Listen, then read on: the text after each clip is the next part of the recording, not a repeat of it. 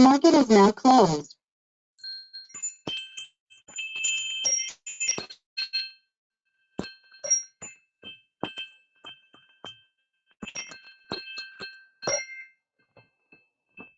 How do you do, ladies and gentlemen? I'm your host, Seth Julian. Welcome you to tonight's session, the Trader Reading List, Novice, and the Experience. We're going to cover book materials and perhaps really hit a couple of movies as well. This is for those of you taking a beating in the markets lately, and it wasn't hard to do that, although there are some tremendous opportunities, and we can talk about them, of course. This is an easy session tonight. You can just, I hope you have a beer, a coffee. You don't need to take any notes. Maybe just write down the text that we talk about, but they're all being recorded. Yes, they're being recorded, and you'll get a link to the recording after the session is over. So really, it's a piece tonight. So let me ask you to please indicate in the question chat area whether you can hear my voice. See the opening screen. Ago, but I do ask for a little confirmation of that, just to make sure I'm not broadcasting mindlessly into the ether. It wouldn't be the first time. So just a little indication to say you hear me. Say hello. Let me see you. Just write a question, and then I'll know that we're online for fun.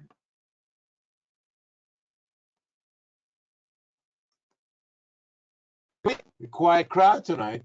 By the way, the only protocol I do ask that we observe in the room is, hello, ladies and gentlemen, anybody out there? You don't seem to be responding at all. I'm curious as to whether or not anybody's picking up. My system in my dashboard indicates I'm broadcasting, but oh, here we go. Aisha, great. Hi, good to see you. Good to see you. I hope that you're the only person responding so far, Aisha. And generally, I like a few, a couple of people in the room tonight, but you're the only one that's responded. So I mean, that's good, I guess. One is enough. But well, I'll speak to you. Hell of them.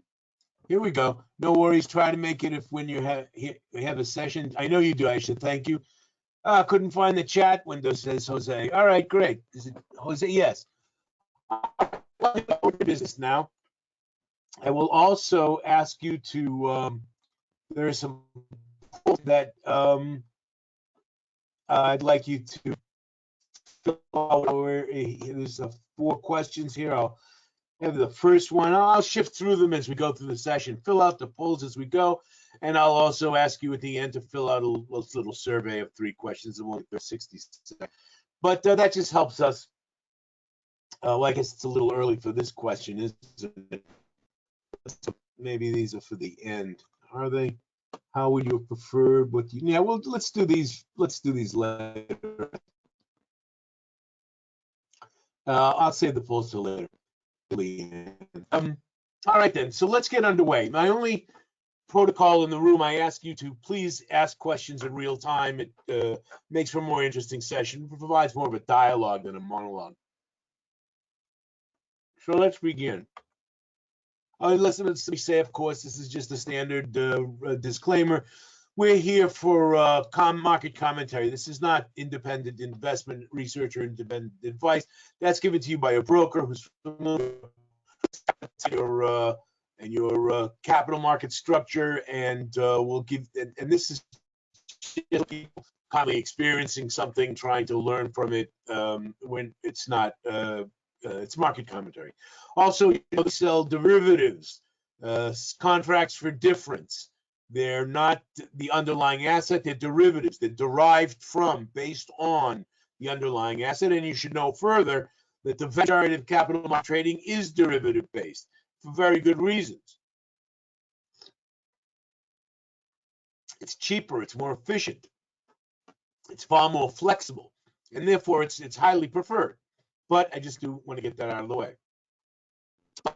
Let's move on. This is the whole presentation right here. Books and why important, and then we'll move on to some periodicals and perhaps discuss movies. But this is an easy session tonight. It won't take very long, but I hope you'll find it stimulating. So they're listed in from least advanced and sophisticated to more. So let's start with this category. The World's Most Powerful Money Manual by a fellow named Ken Roberts. He calls it WMPM, World's Most Powerful Money Manual. But it even looks a little bit juvenile and sounds a little bit juvenile, but it's an introduction to the capital markets, particularly the commodities. And Roberts pitches his book to newbies. He pitches it as an introduction to the capital markets, and it's a great introduction for several reasons. One is he's a former insurance salesman, I believe, who got into this on his own and decided to write a book about it. He's very articulate. He makes things very clear. He's very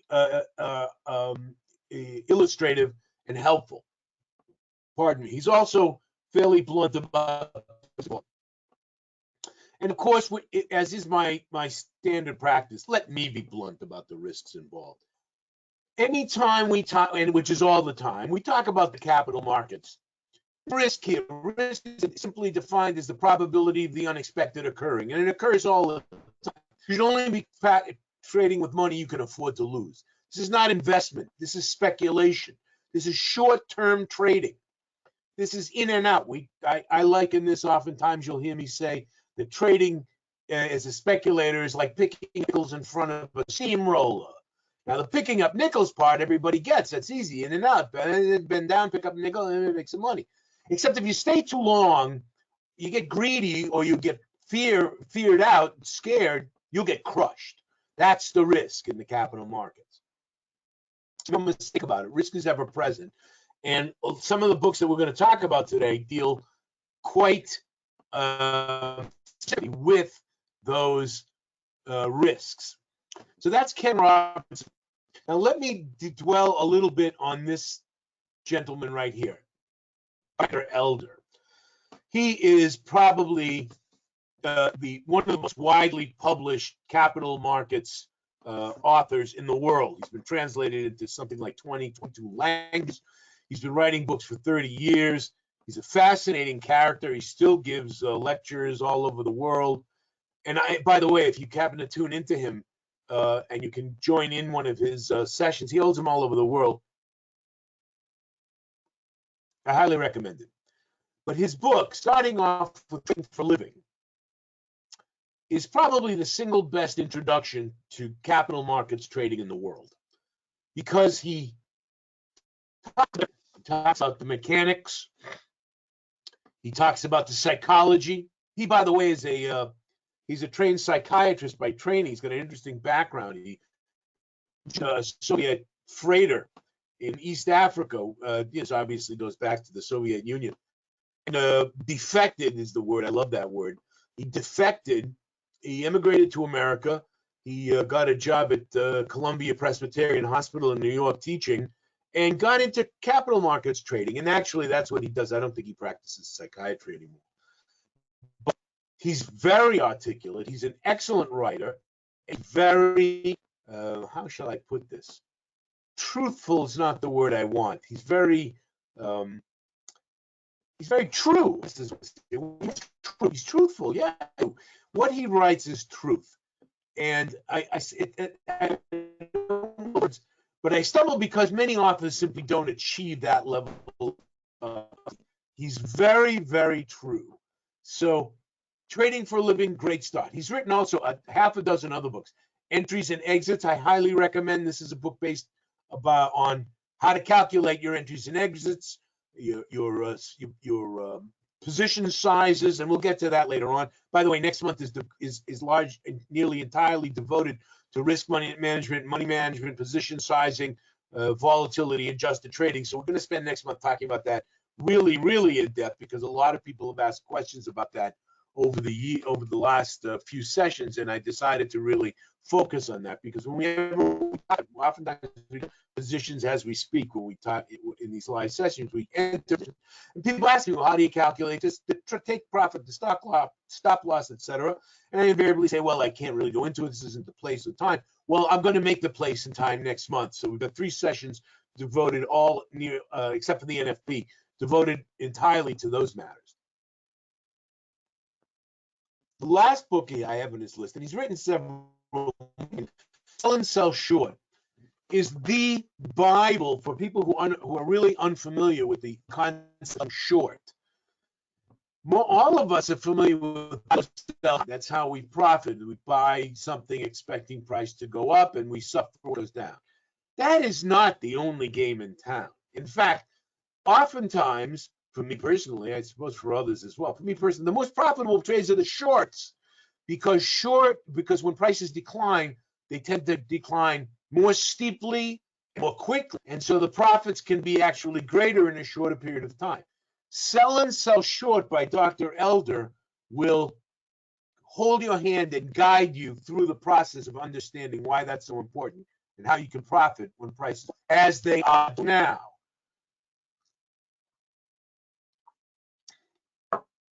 And now Gann's How to Make Profits Trading in Commodities is a textbook.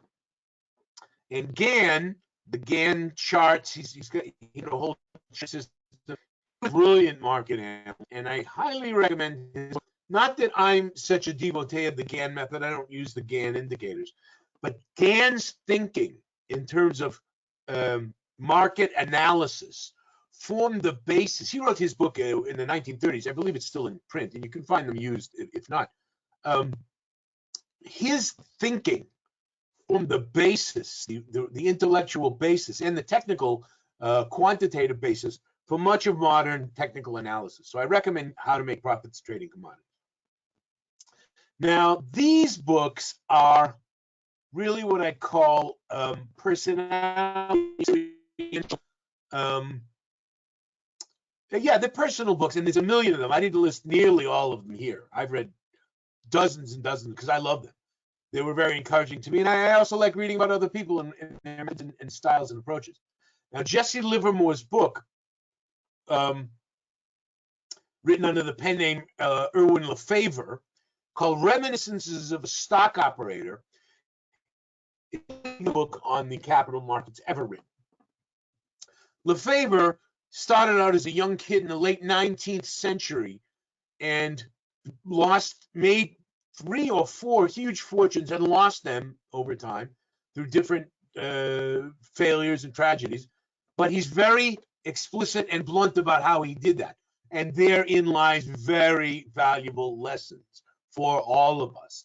Reminiscences of a Stock Operator not only gives us a insight into how things worked, 150 years ago and 100 years ago, actually, but also it goes into the psychology that every single one of us experiences, okay? Livermore was a brilliant trader, but a flawed trader, like many of us. And so reading his book will help you overcome some of those classic flaws we all fall into, myself included. Jeff Wyckoff wrote a book. Wyckoff is a very good author of books and articles. You see his name everywhere. Livermore's methods. He distills Livermore's trading methods out of his book, and other sources, by the way. Wyckoff is also no mean academic. He's a serious scholar, even though he writes widely in periodicals and trading journals and whatnot. But his book is very, very valuable in terms of general. And on that subject, we have a guy named Jack Schwager, whose name appears somewhere else in this list. Yes, it appears here in the Complete Guide to Futures Markets, which is a huge text, and I'll get to that later. But Market Wizards and the New Market Wizards, and if I'm not mistaken, he's written a third one. They're both seriously thick tomes.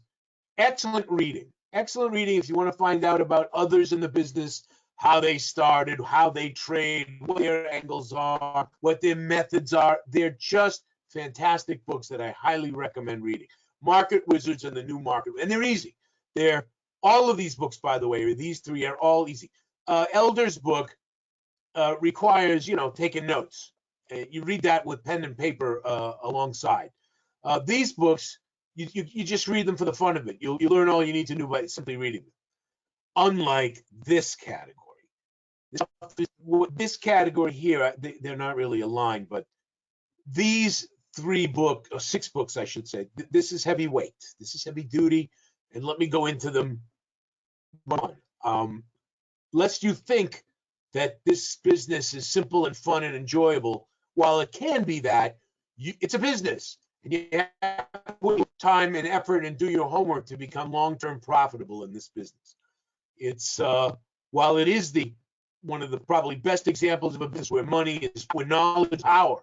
That is to say, if you're aware of the market and you know how to apply it, you have a huge advantage.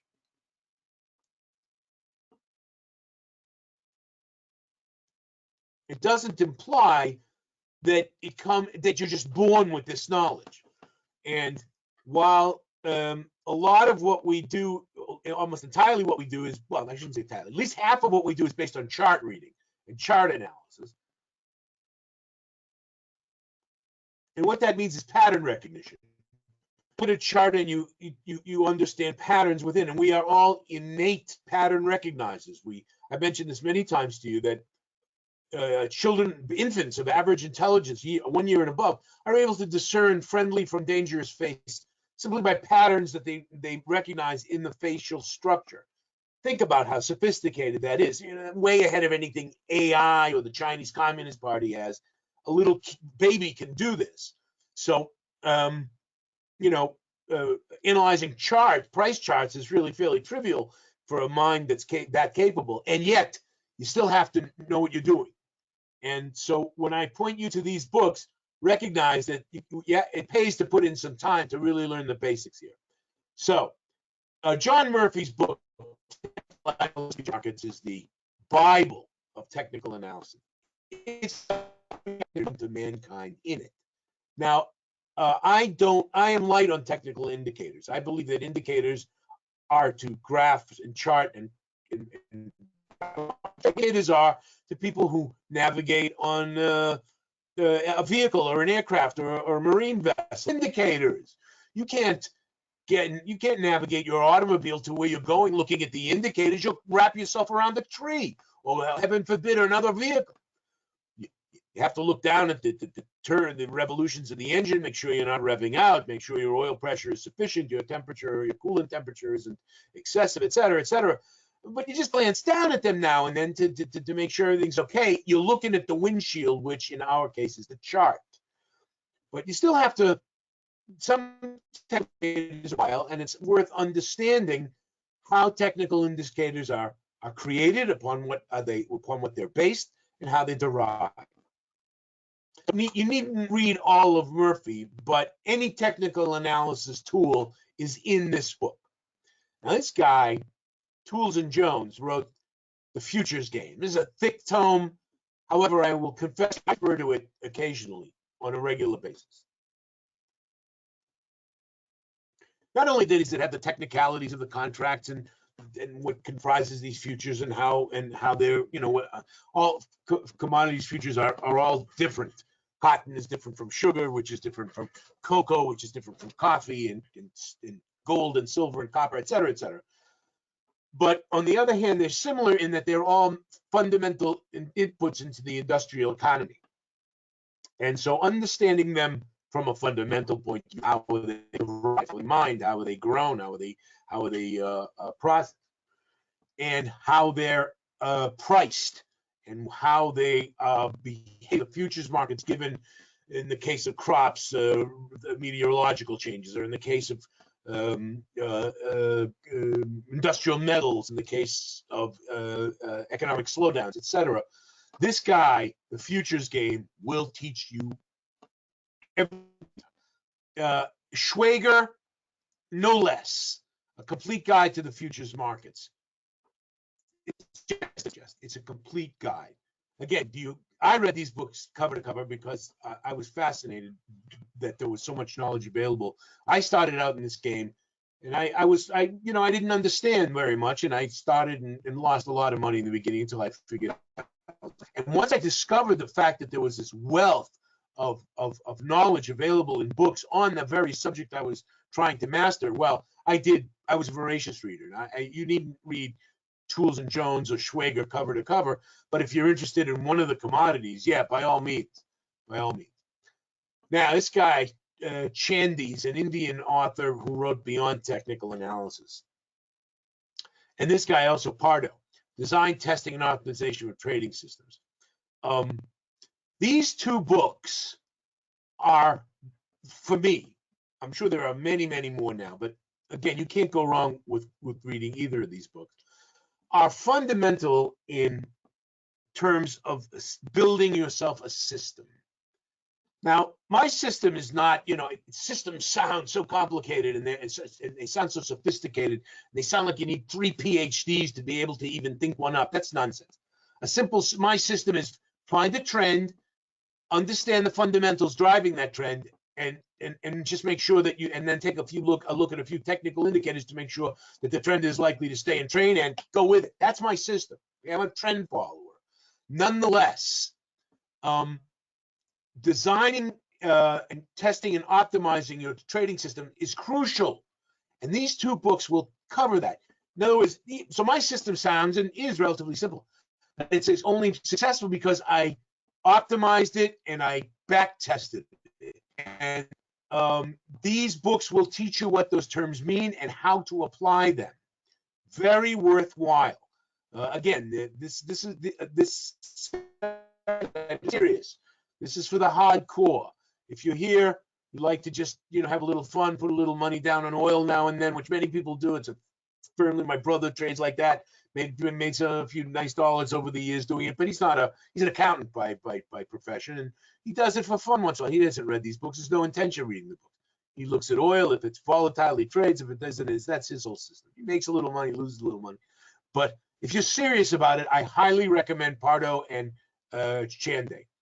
Now, this guy, Kloffenstein and Stein, Trading Currency Cross Rates. This is, I tell you straight away, this is the hardest core book I ever read in this subject. This guy takes FX trading to the nth degree. And FX trading is, on its face, a very simple proposition, trade FX. But this guy will tell you all about the ins and outs. Cross rates, and all currencies are cross rates. It's just a fancy title for trading FX. It's a great book, really great book. Because not only does he go into technical pips and micro pips and contracts, which is fascinating in itself, but he also tells you what goes into the relationships between the currencies, which is what FX trading is all about. Euro dollars, a pound dollars, a dollar yen, a dollar Swiss, etc. And so this book will help you greatly in the world of currency trading. All right, so with the departure from this section, we now move into lighter weight, although no less important areas of study. Now, Stottlemyre, father and son team, they wrote a book called On Markets, Trading with Market Profile. And Dalton, Mind Over Markets, is a rather simplified version of Stottlemyre and Stottlemyre. And these people talk about the market profile, which those of you who know my charts and see, the regular, our clients certainly get a lot of our briefings and updates and video briefs showing the charts I use, which contain market profile on them. In fact, I'll show one to you later on. That method is complete elucidators of that method, and what they do, it's probably the single most valuable tool for scalping. And scalping is a method by which you trade based on where other people have traded, and that's what the market profile does for you. It shows trades took place so that you can understand where people are looking to get in or get out again. And so I'll leave it at that. I don't want to go into too far in the method, but trading volume, the profile, and the profile of the market just means the way the profile of the distribution of volume is spaced. And you can look at it on an hourly, daily, monthly, total data set perspective. But that's what these guys tell you: mind over markets and trading with market profile. I highly recommend them as a methodology. Leonard asks, I joined late. Is this video going to be available later? I missed the first book recommendation. Indeed, it will be, Leonard. Everybody gets a link into the recording, which, let me verify, I occasionally don't start the recording immediately. Yeah, it's being recorded. You'll be able to get it all. No problem. Now, Faith and Covell write two books which I've always been fascinated by. I'm not sure you will all, but I will tell you this. It's called The Way of the Turtle and the Complete Turtle Trader. Anybody familiar with the turtle traders, or what they were, or who they were in history, or anybody know anything about them?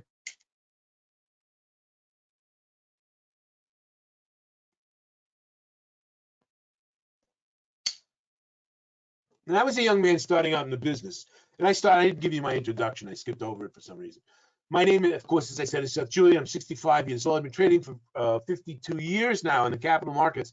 I started my actual professional career in the early 1980s in an outfit called Bankers Trust Company. And they were just starting out trading. The U.S. had just recently left the gold standard, and currencies were at the time, and it was just trading them as an actual financial undertaking. It was just getting underway, and that's where I started at Bankers Trust. And at that time, there were a couple of traders out of Chicago who made a bet. One position said that trading could be taught, and another said that it could not be taught. It was something that was innate. So in the proposition to verify the bet, these names that fostered this program, they hired 10 or 20 traders. And I remember the ads. I applied myself. I didn't qualify. They didn't want anybody they wanted people who had no trading. So they hired teachers and nurses and salespeople and all sorts of people who had no form of training. And they taught them a method of trading based on position size, volatility, and position size. If I was to say their method standing on one leg, that's how I would characterize it. And for some reason, they took on the name the Turtle. And one of the things that they were subject to was an oath of secrecy. And so while many of us had heard about this experiment, pardon me, and were aware of it, the method was not at all publicized. But after about 20, 25 years, when the original, that stricture had sort of evaporated, and these are two books. There are probably more, but these are two of the best books. I've read a few of them. But Way of the Turtle by Curtis Faith, he was one of the traders. Covell, I don't believe was, but he did serious study about it. These books are really informative on the subject of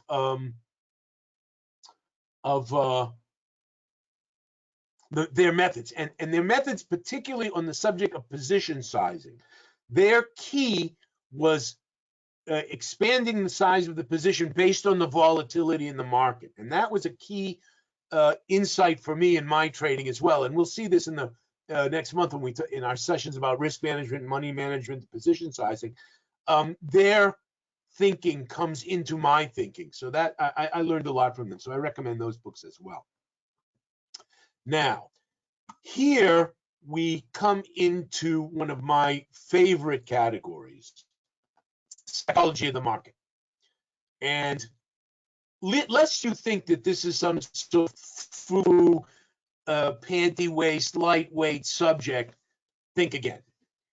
All of the charts and the graph, high-tech, pseudo-scientific approach that you see market types take, especially if you're I'm taking a look at Bloomberg now, which is always on and somewhere in my office in the background.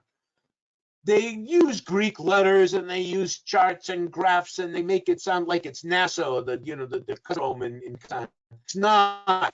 Okay, all that charting and graphing shows you is a mathematical representation, psychological attachment to certain assets, and that psychology is a crowd psychology. It's a mob mentality. and I don't mean to imply a violent mob or mindless mob, but rather to say it's a herding mentality. We follow each other. If you look at livestock on the hoof, or birds flocking, or fish schooling, you see that in this mathematically oriented manner, where very few of them can actually see predation ahead, or topographical risks, or what have you. They rather, most of them, the vast majority of them, have to follow along with the guy in front of them. He moves his tail, I move my leg, whatever it is, and that's how the markets work. People follow the exponential moving average, the 20, the 50, 200, and since many of them use that, it becomes in itself a self-fulfilling signal. So the psychology that's prevalent in the markets is crucial to understand. This guy, Charles Mackay, is the granddaddy of elucidating just as his title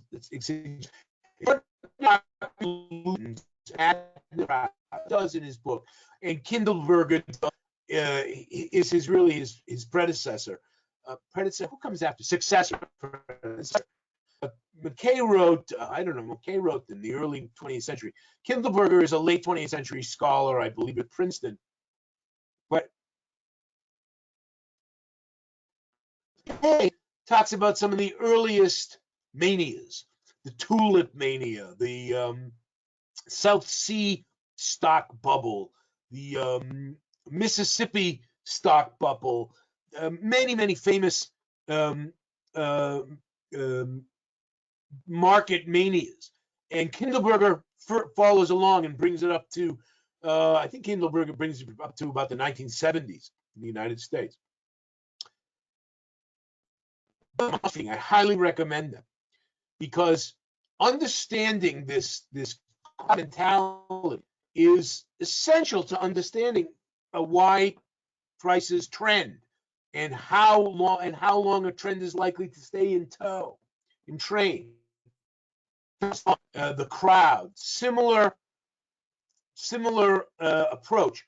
How do crowds think? How are crowds motivated? Crowds assembled and maintained. And Rollo tape. It's a pseudonym, actually, nom de plume. A guy named Rollo Tape, but studies in tape reading. Obviously, tape reading goes back to the late 19th century, when one of the first applications of the telegraph technology was stock market prices. His studies in tape reading show how to essentially assemble data in a graph. It's a very early insight into how graphs and graphic representation of price data, that is to say, buying and selling data, is assembled. Very valuable reading. So that concludes the book end of our presentation. I want to focus just a little bit on periodical reading.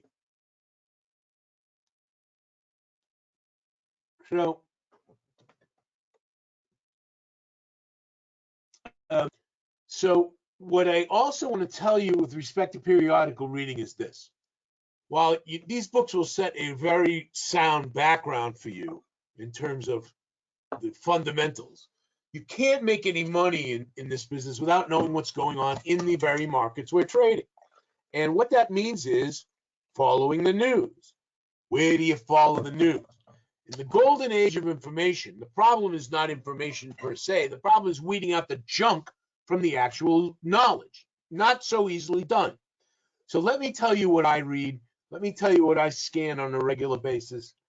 And the idea that it's all available for free is also a myth. The best quality stuff, like most things in life, costs money.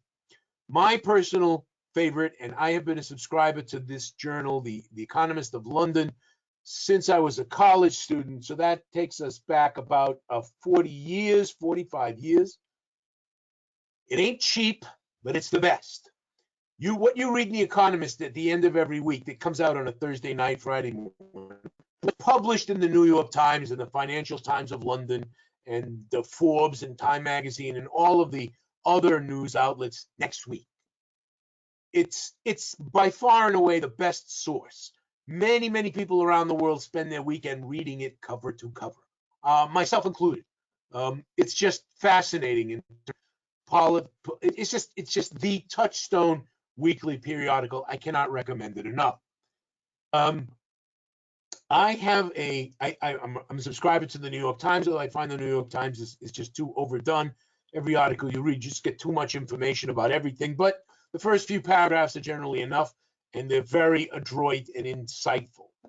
I have a my Google News page is filled up with things about business and economics and commodities, futures, and what have you.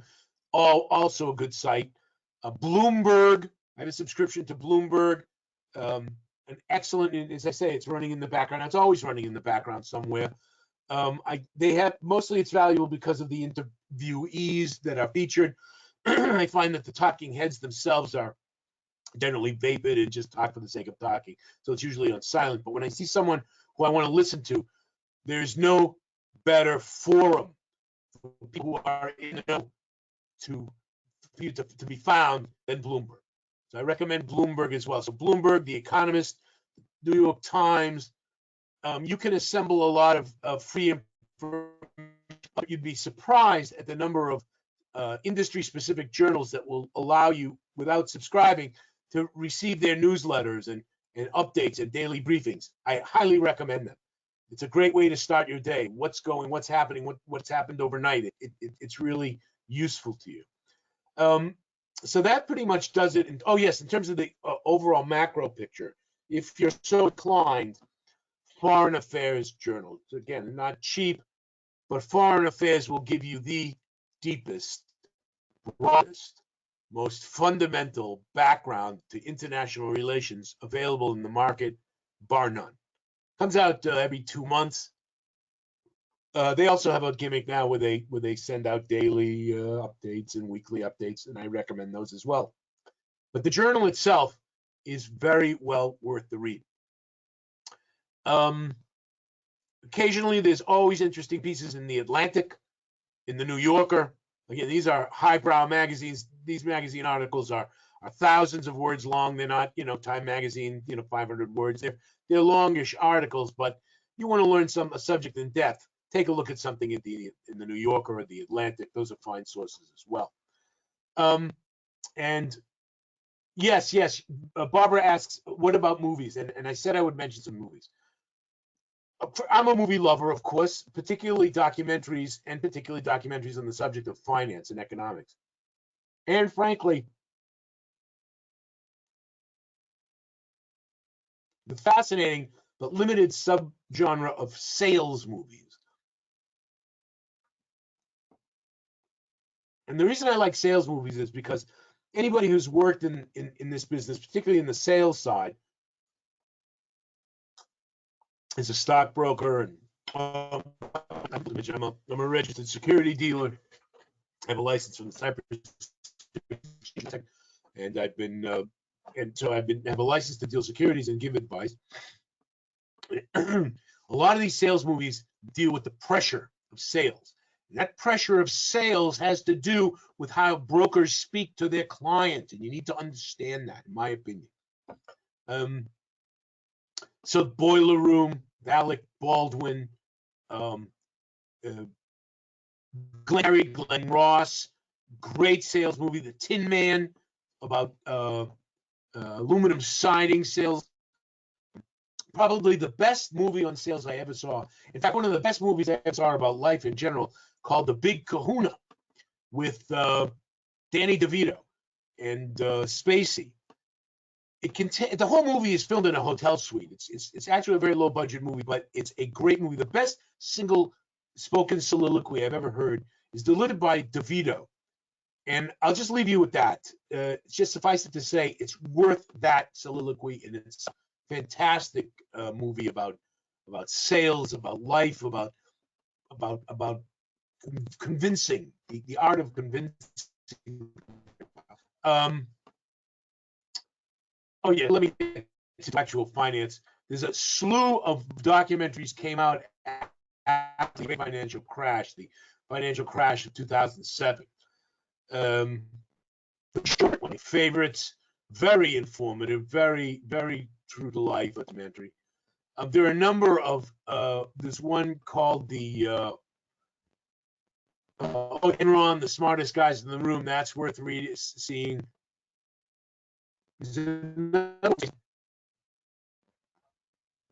Forgot the name. Documentaries about the great financial crash. One fiction, more documentary. That's also great. Oh yes, there are two famous movies about. One is more, what's the word? Acted. One is more documentary about Madoff and his Ponzi scheme, which is interesting. I found it interesting. Just the whole. One of my favorite genres of movies writ large is the con artist genre, which I love those. And I'm getting off this, Mari. It's just my own personal predilection. If you've ever seen House of Games with Joe Montana, great movie. The Spanish Prisoner with Steve, what was his name? The comedian, actually, Steve Martin, great movie. That's also the House of Games and the Spanish Prisoner, just for the con artists. But The Sting, of course, one of the classics. I like that genre simply because it appeals to me. The way that people can and are conned, confidence games. It's not. It's interesting. So I just like that genre. So that pretty much wraps it. What Wolf of Wall Street? Thank you, Andrew. The Wolf of Wall Street's a classic.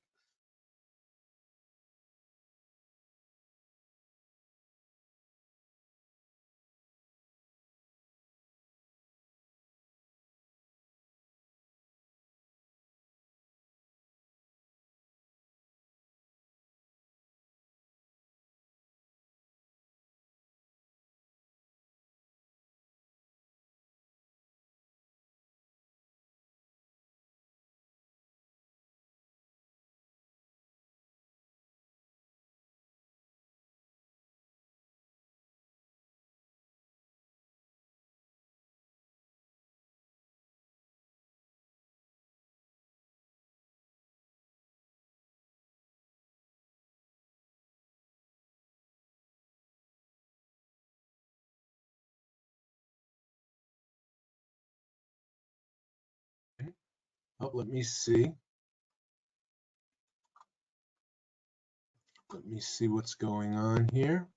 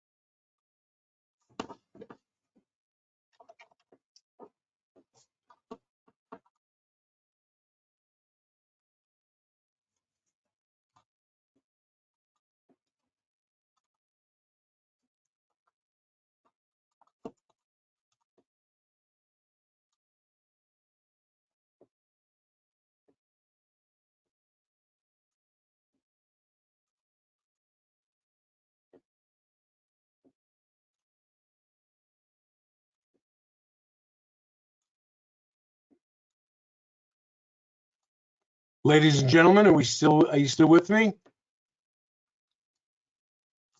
Sometimes that happens. The whole thing just goes off and doesn't work at all. But we still on board? Anybody hear me? I can't even tell. My connection dropped. Still here, says Alicia. Okay, great.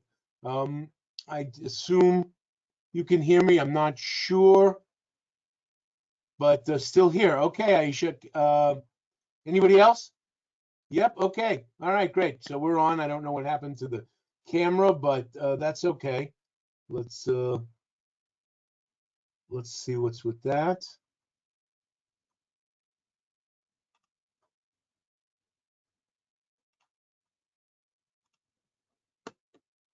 All right, then I think we're back in business. Let me just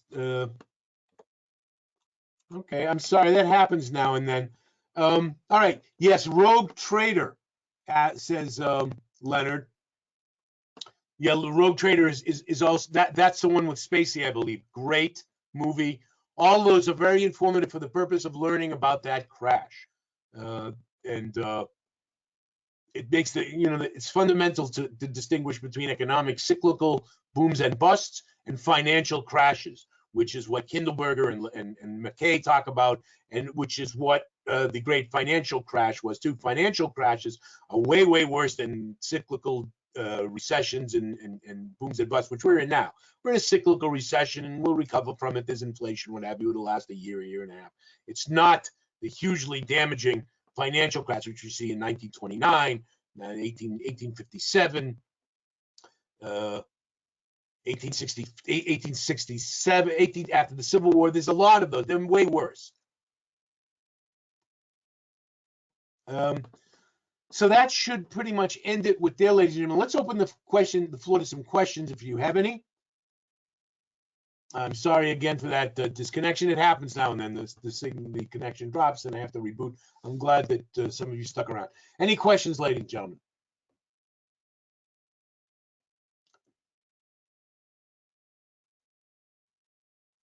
If there are no questions, we'll leave it there for tonight.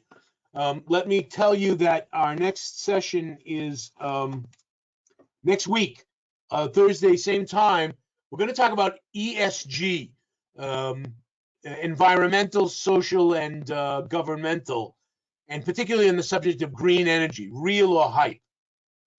It should be interesting. It will be interesting because there's a lot of noise about green energy, and we're going to talk about whether it's real or not, whether there's any money to be made from it. Maybe there's still money to be made in hydrocarbons, which there is. I'll give you a little bit. What's it called? A spoiler. But there is also money to be made out of green energy.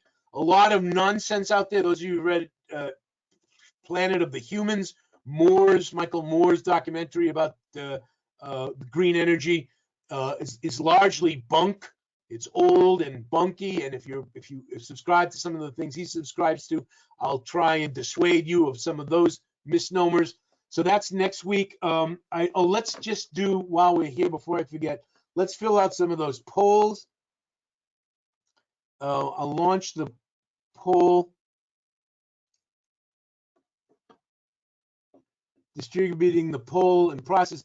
Please fill these out for me, would you? It just helps us tailor our setup more to your needs, really.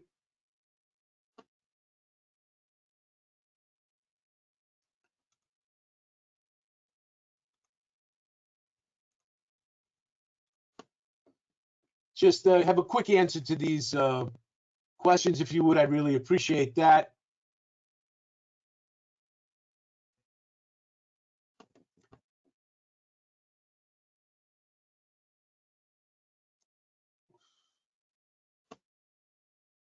I just leave them open for each a couple of seconds, give a quick response.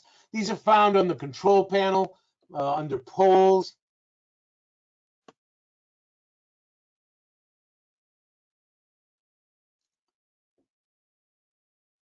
We'll close this one, move on to the next one. There's just a few short ones. There's two more. I'll do it for a couple of seconds. It takes no time, really. This is an important one. Which day of the week is preferred?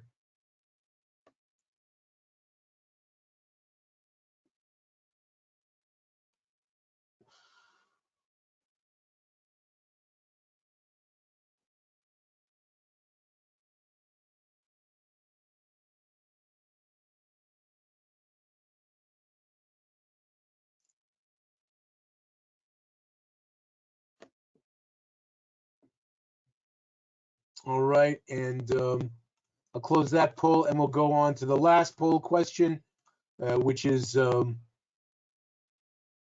length, optimal length. And then at the end of the session, you'll get a little survey. If you can, that's just 3 questions. It'll really take you about 30 seconds to fill it out, if you would. It means a lot to us. It really helps us.